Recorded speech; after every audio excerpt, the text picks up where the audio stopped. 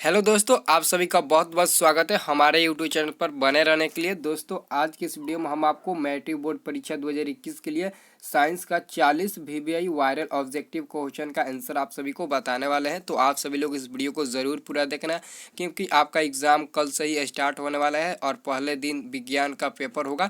तो आप सभी लोग इस वीडियो को मिस मत करना। सभी लोग वीडियो को एक एक लाइक करके वीडियो को पूरा देखकर सही प्रश्नों को याद कर लेना, ठीक है। दोस्तों, यहाँ पर आपको बता दें कि बिहार स्कूल एग्जामिनेशन बोर्ड द्वारा ये क्वेश्चन लिया गया है। तो आप सभी लोग वीडियो को पूरा देखकर याद भी कर लेना क्वेश्चन को, ठीक है। तो चलिए दोस्तों, हम वीडियो को स्टार्ट करते हैं और उम्मीद करता हूँ कि आप सभी लोग वीडियो को लाइक करके जरूर वीडियो को पूरा देखिएगा, ठीक है। दोस्तों, यहाँ पर फर्स्ट नंबर क्वेश्चन देखिए। दोस्तों, साइंस का फर्स्ट नंबर प्रश्न है कि वास्तविक वस्तु का आभासी प्रतिबिंब बनता है। दोस्तों, यहाँ पर हर एक क्वेश्चन को आप लोग बारीकी से समझना, हर एक क्वेश्चन का आंसर आप लोग बारीकी से याद रखना, क्योंकि आपका एग्जाम कल ही से स्टार्ट होने वाला है, ठीक है।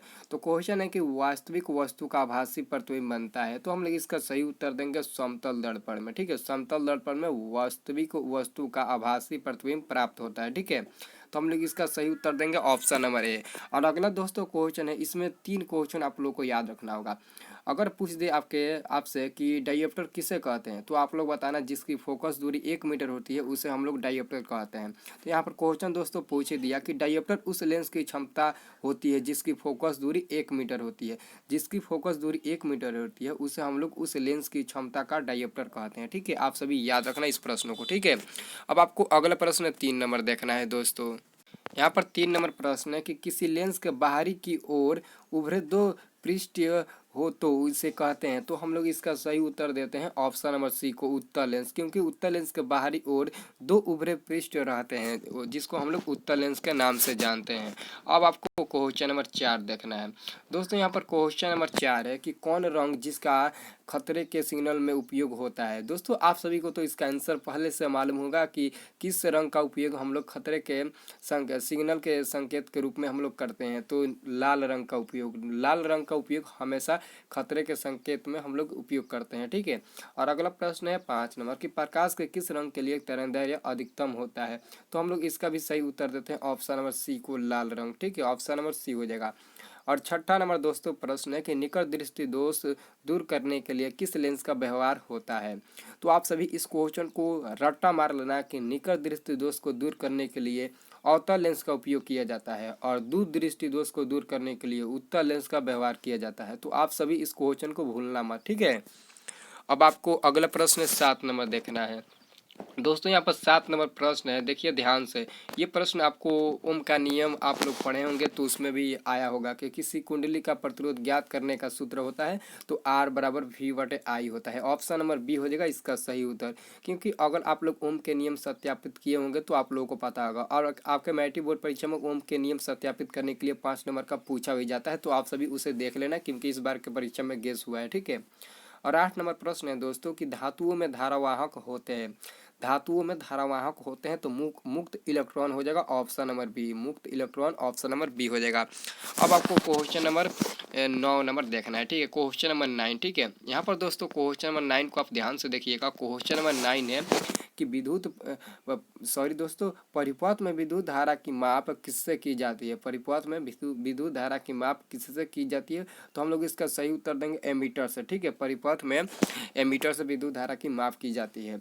और 10 नंबर प्रश्न है दोस्तों कि विद्युत फ्यूज विद्युत धारा के किस प्रभाव पर कार्य करता है। तो हम लोग इसका सही उत्तर देते हैं ऑप्शन नंबर ए, ऊष्मीय प्रभाव को। विद्युत फ्यूज विद्युत धारा के ऊष्मीय प्रभाव पर कार्य करता है। और 11 नंबर प्रश्न है कि बैटरी से किस प्रकार की धारा प्राप्त होती है। तो दोस्तों, आप सभी लोग इसका आंसर याद रखें, डायरेक्ट करंट, डिस्ट धारा। डिस्ट धारा को हम लोग इंग्लिश में डायरेक्ट करंट के नाम से जानते हैं, ठीक है। तो आप सभी याद रखना। अगला क्वेश्चन दोस्तों यहाँ पर 12 नंबर आपको देखना है, ठीक है। 12 नंबर दोस्तों यहाँ पर क्वेश्चन है कि निम्नलिखित में कौन जैव मात्रा ऊर्जा स्रोत का उदाहरण नहीं है। तो हम लोग इसका सही उत्तर देते हैं ऑप्शन नंबर सी को, नाभिकीय ऊर्जा। और अगला प्रश्न है दोस्तों कि इनमें से कौन नवीकरणीय ऊर्जा है। इनमें से कौन नवीकरणीय ऊर्जा है, तो सौर ऊर्जा ऑप्शन नंबर सी हो जाएगा। अगर पूछ दे कि कौन अनवीकरणीय ऊर्जा है तो कोयला हो जाएगा। कोयला अनवीकरणीय ऊर्जा का स्रोत होता है और नवीकरणीय ऊर्जा का स्रोत सौर ऊर्जा हो जाएगा, ठीक है। तो आप सभी लोग एक एक क्वेश्चन को बारीकी से समझकर याद कर लेना, ठीक है। अब आपको क्वेश्चन नंबर 14 देखना है, ठीक है। दोस्तों, यहाँ पर क्वेश्चन नंबर 14 देखिए। तो क्वेश्चन नंबर दोस्तों 14 आपसे पूछा जा रहा है कि निम्न में कौन अवकारक, ठीक है। दोस्तों मैं आपको बता दूं अवकारक, ऑक्सीकारक और उपचयन, औपचयन, इन सभी को आप लोग बारीकी से एक बार देख लेना एग्जाम्पल के तौर पर कि अवकारक ऑक्सीकारक कौन है। अवकारक और ऑक्सीकारक एक ना एक क्वेश्चन इसमें से आएगा जरूर इस बार के बोर्ड परीक्षा में, ठीक है। तो इसका हम लोग सही उत्तर क्या देंगे दोस्तों, हम लोग इसका सही उत्तर देंगे ऑप्शन नंबर ए को, H2। H2 एक अवकारक है और ऑक्सीकारक पूछता है तो ऑक्सीकारक ऑप्शन नंबर डी हो जाएगा। H2S एक ऑक्सीकारक है और H2 एक अवकारक है, ठीक है, आप सभी याद रखना। अगला प्रश्न है दोस्तों 15 नंबर की, निम्नलिखित में पीएच का कौन सा क्षारक विलयन मान देता है। दोस्तों आप सभी को पहले से याद होगा कि अम्लीय विलयन का मान 7 से कम होता है और क्षारीय विलयन का मान 7 से अधिक होता है और उदासीन विलयन का मान 7 होता है। तो क्षारीय विलयन कह रहा है तो क्षारीय विलयन का मान 7 से अधिक, ऑप्शन नंबर डी में है 13। तो 7 से अधिक है तो हम लोग इसी पर टिक लगा देंगे, ठीक है। और अगला क्वेश्चन है दोस्तों 16 नंबर की, निम्नलिखित में कौन सही है। निम्नलिखित में कौन सही है तो हम लोग इसका सही उत्तर देंगे ऑप्शन नंबर बी को, क्योंकि ये जो ऑप्शन नंबर बी है यही एक सही मतलब कि आपका सूत्र है, क्योंकि यह एक मतलब कि रासायनिक सूत्र होता है Na2CO3 इंटू 10H2O, ठीक है, आप सभी याद रखना। इसका सही उत्तर ऑप्शन नंबर बी हो जाएगा। अब आपको अगला प्रश्न 17 नंबर देखना है दोस्तों। यहाँ पर दोस्तों 17 नंबर प्रश्न है कि लिटमस रंजक बैगनी रंग का होता है जो निकाला जाता है, तो लाइकेन से हो जाएगा ऑप्शन नंबर ए। क्या हो जाएगा ऑप्शन नंबर ए, लाइकेन से हो जाएगा, ठीक है। अगला प्रश्न दोस्तों 18 नंबर देखिए। दोस्तों यहाँ पर 18 नंबर प्रश्न है कि शुष्क बुझा हुआ चूना पर क्लोरीन गैस की प्रक्रिया से कौन सा पदार्थ बनता है। तो हम लोग इसका सही उत्तर देते हैं ऑप्शन नंबर ए को, विरंजक चूर्ण का निर्माण होता है जिसका रासायनिक सूत्र कैल्शियम ऑक्सीक्लोराइड होता है, CaOCl2 होता है, ठीक है, आप सभी याद रखना। अगला प्रश्न आपको देखना है 19 नंबर, ठीक है। दोस्तों यहाँ पर 19 नंबर प्रश्न है कि सोडियम क्लोराइड का पीएच मान लगभग है, तो सोडियम क्लोराइड का पीएच मान लगभग 14 होता है, ठीक है, आप सभी याद रखना। ऑप्शन नंबर डी इसका आंसर हो जाएगा। और 20 नंबर प्रश्न है दोस्तों कि नीला थोथा का रासायनिक सूत्र क्या है। नीला थोथा का रासायनिक सूत्र क्या होता है तो आप सभी याद रखना। इसका सही उत्तर होगा option number B, copper sulphate into 5H2। Option number B हो जाएगा इसका सही उत्तर। अब आपको अगला क्वेश्चन 21 नंबर देखना है दोस्तों आप सभी लोग इस क्वेश्चन को एक एक करके याद भी जरूर कर लेना, ठीक है। 21 नंबर प्रश्न है दोस्तों कि जब सोडियम हाइड्रोक्साइड जिंक से अभिक्रिया करता है तो कौन सा उत्पाद बनाता है। तो इसका हम लोग सही उत्तर देते हैं ऑप्शन नंबर डी को, Na2ZnO2 प्लस H2O का निर्माण करता है। और अगला क्वेश्चन है 22 नंबर की, पीतल है तो पीतल दोस्तों आप सभी याद रखना, पीतल एक मिश्र धातु होता है जो कि आपका मैट्रिक बोर्ड परीक्षा के लिए काफ़ी इंपॉर्टेंट प्रश्न है, ठीक है, आप सभी याद रखना। अगला क्वेश्चन दोस्तों 23 नंबर, ये भी आपका मैट्रिक बोर्ड परीक्षा के लिए काफ़ी इंपॉर्टेंट प्रश्न है कि बुरमीन अधातु की अवस्था होती है। बुरमीन अधातु की अवस्था होती है तो द्रव होती है, ठीक है, आप सभी याद रखना, द्रव बुरमीन अधातु की अवस्था होती है। और 24 नंबर प्रश्न है कि निम्न में किस हाइड्रोकार्बन के 3 अबंध होते हैं। निम्न में किस हाइड्रोकार्बन के 3 अबंध होते हैं तो इसका तो आंसर 100% ऑप्शन नंबर सी ही होगा, क्योंकि ऑप्शन नंबर एक सी ही है जिसका सही 3 अबंध बनेगा, तो इसका आंसर हम लोग ऑप्शन नंबर सी को लगाएंगे, ठीक है। और दोस्तों अगला प्रश्न है दोस्तों 25 नंबर की, चीनी का रासायनिक सूत्र क्या है। तो आप सभी को चीनी का रासायनिक सूत्र याद होगा, C12H22O11, 12 22 11, यानी कि ऐसे आप लोग याद किए होंगे तो इसका आंसर आप फटाक से ऑप्शन नंबर सी को टिक लगा सकते हैं, ठीक है। अब आपको क्वेश्चन नंबर 26 देखना है, ठीक है। यहाँ पर 26 नंबर क्वेश्चन देखिए दोस्तों ध्यान से। 26 नंबर दोस्तों यहाँ पर प्रश्न है कि हीलियम परमाणु के बाहरी कक्षा में कितने इलेक्ट्रॉन होते हैं। हीलियम परमाणु के बाहरी कक्षा में कितने इलेक्ट्रॉन रहते हैं तो हम लोग इसका सही उत्तर देते हैं ऑप्शन नंबर बी को, 2 इलेक्ट्रॉन होते हैं। और अगला प्रश्न है दोस्तों 27 नंबर की, स्वपोषी पोषण के लिए आवश्यक है। तो स्वपोषी पोषण के लिए क्लोरोफिल भी आवश्यक है, कार्बन डाइऑक्साइड भी आवश्यक है और सौर प्रकाश भी आवश्यक है। तो इसका मतलब कि हम इसका सही उत्तर देंगे ऑप्शन नंबर डी को, यानी कि इनमें से तीनों आवश्यक है स्वपोषी पोषण के लिए, ठीक है। और 28 नंबर प्रश्न है कि कवक में पोषण की कौन सी विधि है। कवक में पोषण की कौन सी विधि है तो हम लोग इसका सही जवाब देते हैं ऑप्शन नंबर बी को, मृतजीवी। ऑप्शन नंबर बी हो जाएगा मृतजीवी, ठीक है। अब आपको प्रश्न संख्या 29 नंबर देखना है, ठीक है। 29 नंबर दोस्तों यहाँ पर प्रश्न है कि क्लोरोफिल वर्णक का रंग है। तो हम लोग इसका सही उत्तर क्या देते हैं, ऑप्शन नंबर ए को देते हैं, हरा। क्लोरोफिल वर्णक का रंग हरा होता है।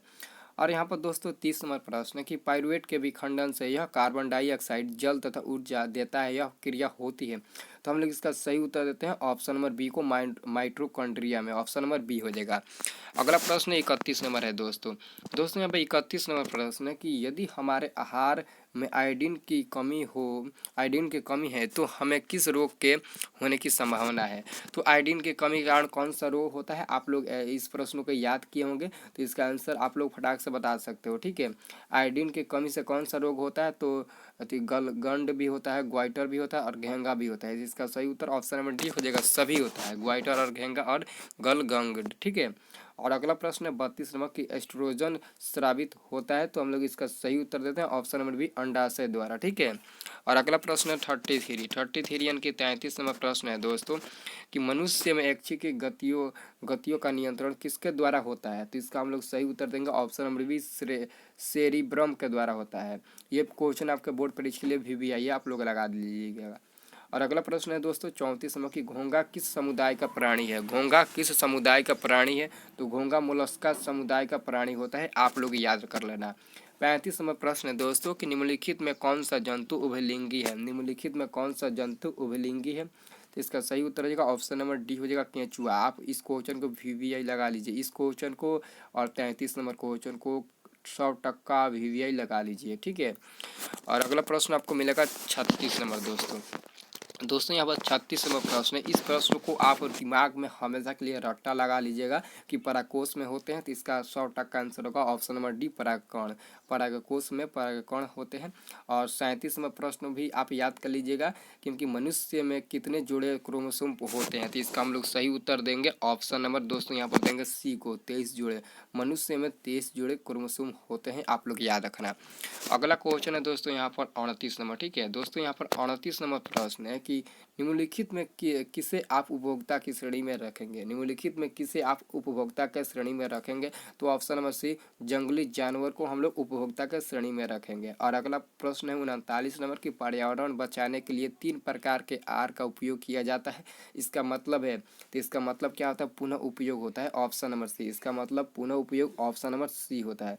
सॉरी दोस्तों, यहाँ पर सभी हो जाएगा, पुनः उपयोग और कम उपयोग, पुनः चक्रण, यानी कि इसका सही उत्तर ऑप्शन नंबर डी होगा क्योंकि यह तीनों होगा, आप लोग याद रखना। ठीक है, तीनों का पुनः उपयोग भी होगा, पुनः चक्रण भी होगा और कम उपयोग भी होगा। ठीक है, और अंतिम प्रश्न दोस्तों है कि किन कारणों से प्राकृतिक संसाधन नष्ट हो रहे हैं। किन कारणों से प्राकृतिक संसाधन नष्ट हो रहे हैं, तो इसका हम लोग सही उत्तर क्या देते हैं दोस्तों, ऑप्शन नंबर सी को देते हैं। ए और बी दोनों के कारण, प्रदूषण के कारण भी और शहरीकरण के कारण भी प्राकृतिक संसाधन नष्ट होते जा रहे हैं। ठीक है, तो दोस्तों अगर आप लोगों को ये वीडियो बहुत ही अच्छी लगी होगी तो आप लोग फटाफट इस चैनल को सब्सक्राइब कर देना क्योंकि इसके बाद का जो वीडियो मिलेगा वो 40 शॉर्ट से मिलेगा और आप लोग का एग्ज़ाम कल से ही होने वाला है। तो आप सभी वीडियो को मिस मत करना, वीडियो को लाइक कमेंट करके रखिए और चैनल को सब्सक्राइब करके अपने पास रखिए। ठीक है।